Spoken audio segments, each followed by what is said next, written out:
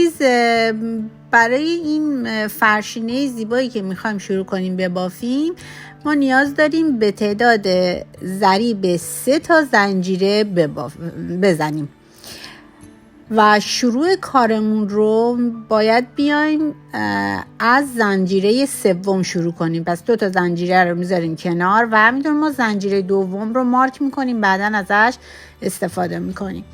پس از زنجیره سوم شروع به کار میکنیم و میایم روی لبه بالاییش که داریم یه دونه پایه کوتاه میزنیم و تا انتها میریم.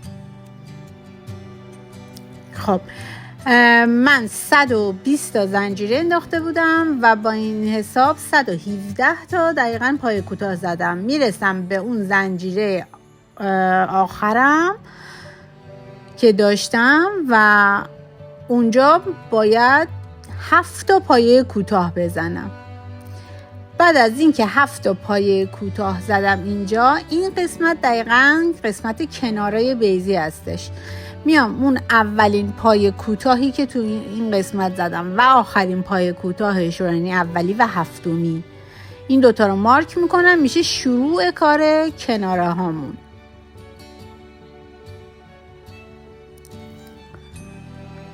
به این صورت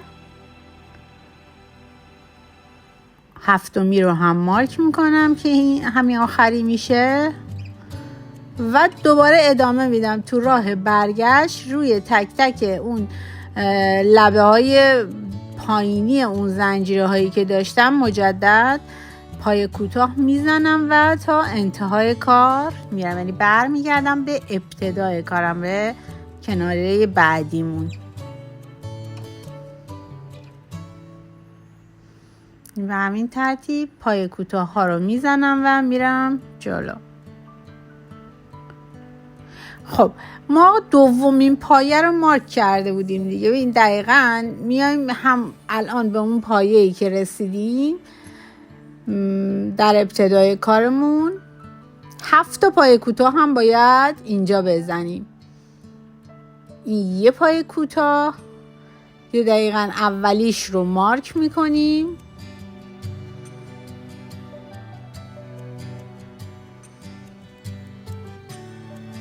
البته من اینجا الان توی کلیپ که میبینید یه دونه قبلش رو مارک کردم، اشتباهه. باید اولین 7 تا رو مارک کنیم و آخری از این 7 تا رو مارک کنیم که درستش میکنم. این در واقع میخوایم محدوده کناره های کارمون از ابتدا مشخص بشه که اشتباه نکنیم. بعد از هفتمی هم که زدیم با یه بست وصل میکنیم به اولین پای کوتاهی که این همین مارکی که من برداشتم اولین پای کوتاهی بود که ابتدای رجم زدم.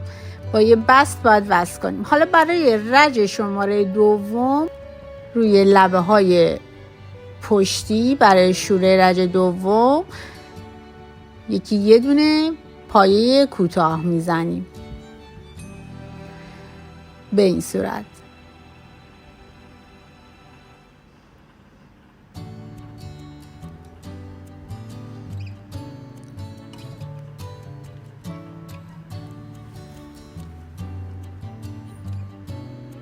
اینم از رج شماره دوممون. به همین صورت خیلی ساده بافی میکنیم و یه دونه پای کوتاه روی لبه های عقبی میزنیم. همین باعث میشه ببینید یه خط کوچیکی میفته روی کارمون، چون روی لبه عقبی داریم میزنیم. خب به انتهای رج شماره 2 که رسیدیم با یه بست فصل میکنیم به اولین پایه‌ای که ابتدای کار داشتیم.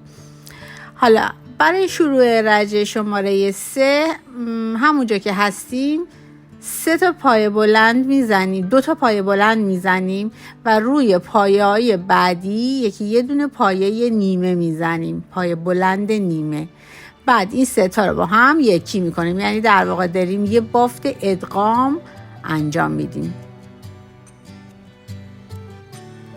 خب الان دوباره 3 تا زنجیره میزنیم، یه بافت ادغام دیگه. ببینید روی پایه بعدی، یعنی روی این 3 تا پایه‌ای که از رج قبل هست 3 تا پایه بلند نیمه میزنیم و در انتهای این 3 تا رو با هم یکی میکنیم.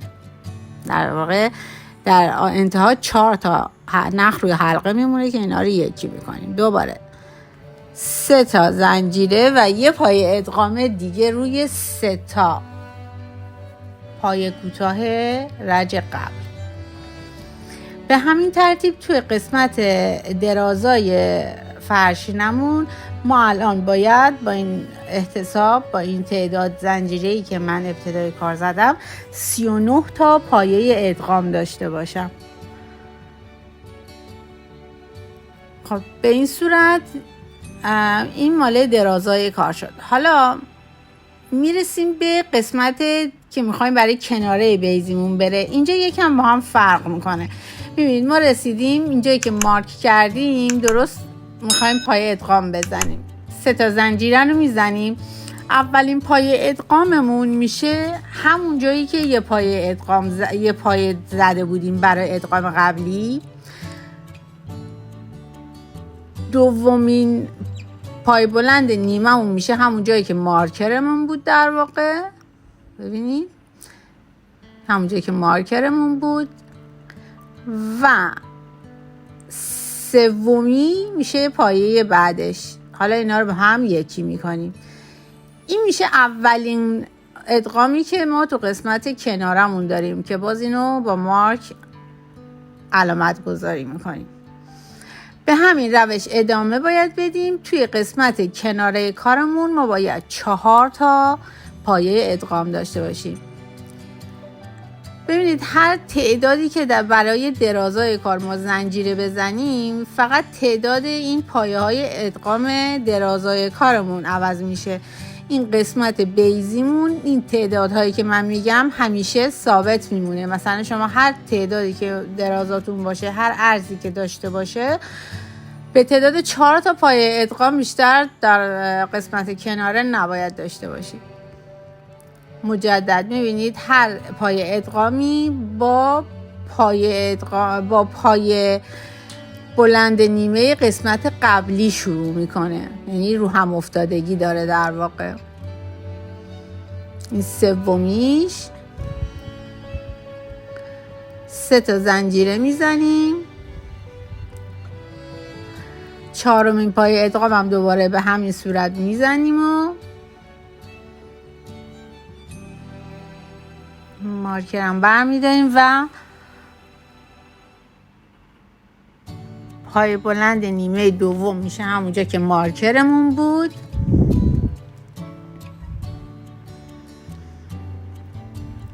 و اینم پای بلند نیمه سوم. همه رو یکی میکنیم. این شد مال قسمت کناره بیزیمون.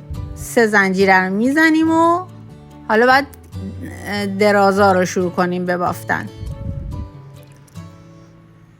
خب الان این مارکر رو میزنیم به پای ادغام 4 که محدوده کنارمون هست. حالا میخوایم داخل بریم راه برگشت درازای کارمون رو بافیم. 3 تا زنجیره زدیم. اول دوباره از همون جایی که پای بلند قبلیمون رو زده بودیم شروع میکنیم. دوباره یه پای ادغام دیگه،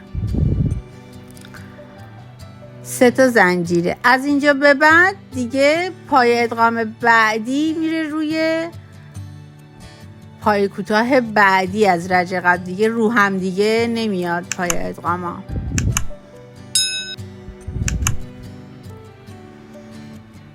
به همین صورت ادامه میدیم تا انتهای رجمون.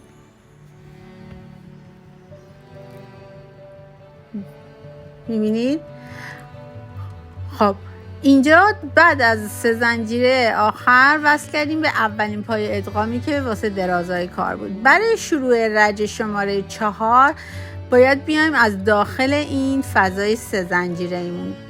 داخل هر فضای 3 زنجیره‌ای باید ما 3 تا پای بلند ببافیم. پس اولیش یه 3 زنجیره میزنیم برای شروع کار. 2 تا پای بلند دیگه هم دوباره همینجا میزنیم.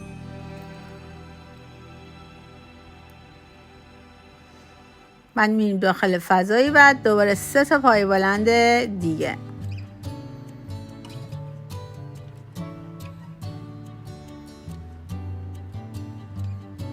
دوباره فضای بعد 3 تا پای بلند دیگه.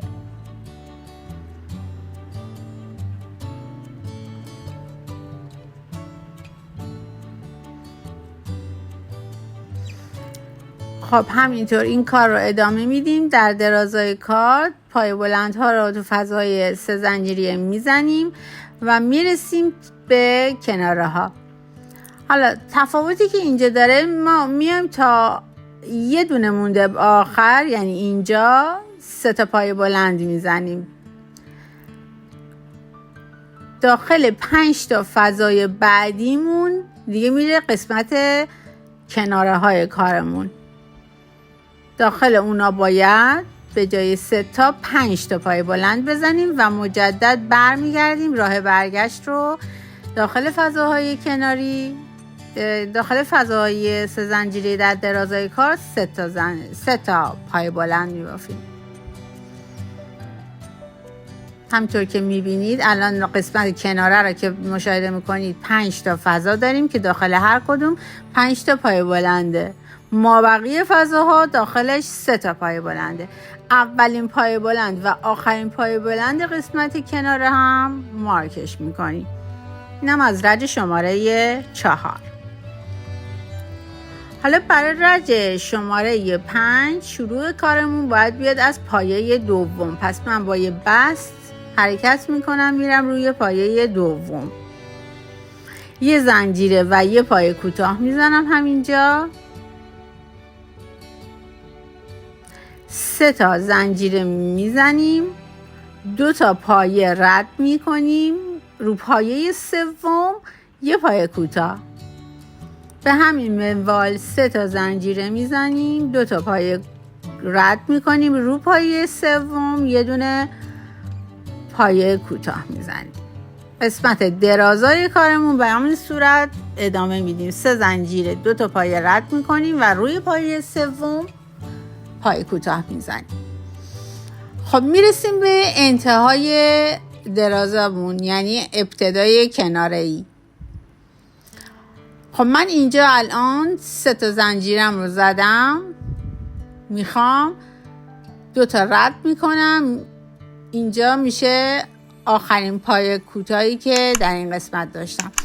قسمت کناره هامون مثل همینه، منتها به جای اینکه 2 تا رد بکنیم، 2 تا پای عرج قبل رد بکنیم، 3 تا رد میکنیم. یعنی روی چهارمی 1 2 این 2 تا سومی چهارمی دقیقاً 3 تا زنجیره میزنیم و این وسطی این میشه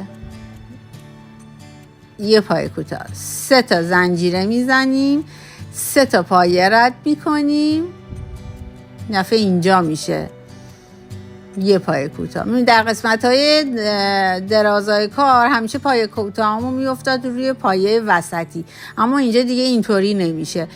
حواسمون هست که 3 تا پایه رد میکنیم و روی پایه چهارم پای کوتاه میزنیم. 3 زنجیره، 3 تا پایه رد میکنیم،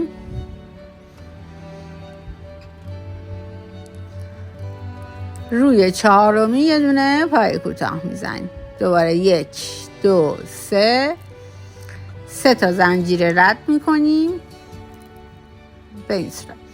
خب به این صورت که میزنیم حواسمون هست ما قسمت کنارمون باید 7 تا فضای 3 زنجیره ای ایجاد شده باشه.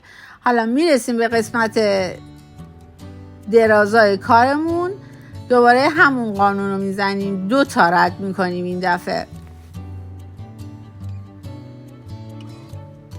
خب همینطور که میبینید الان اینجا ما 7 تا فضای 3 زنجیره ای داریم. این 7 تا فضای 3 زنجیره ای رو اولین فضاشو و آخرین فضاش رو با مارک علامت گذاری کردیم. خب برای شروع رج شماره 6مون باز باید با یه بست بریم داخل فضای 3 زنجیره ایمون و داخل این فضا 3 تا پایه بلند میبافیم که خب شروع کارش با 3 زنجیره. 3 تا زنجیره میزنیم، بعد 2 تا پایه بلند تو همون فضا میبافیم.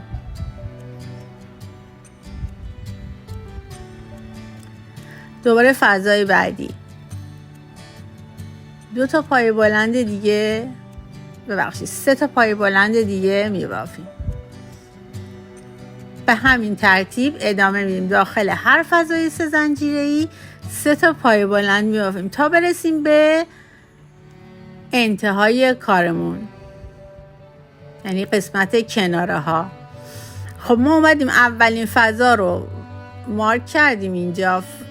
فرقش رو ببینید، داخل اولین فضا 5 تا پای بلند میبافیم، داخل دومین فضا 6 تا، داخل 3 فضای بعدی 5 تا و قرینه دوباره داخل فضای یه دونه مونده به آخرش 6 تا و داخل فضای هفتم 5 تا پای بلند میبافیم و در ادامه برای درازای کار همون 3 تا پای بلند رو میبافیم و تا انتهای رج ادامه میدیم. به این صورت با یه بست هم وصل میکنیم به ابتدای کار و اولین و آخرین پای بلند رو هم مارک میکنیم.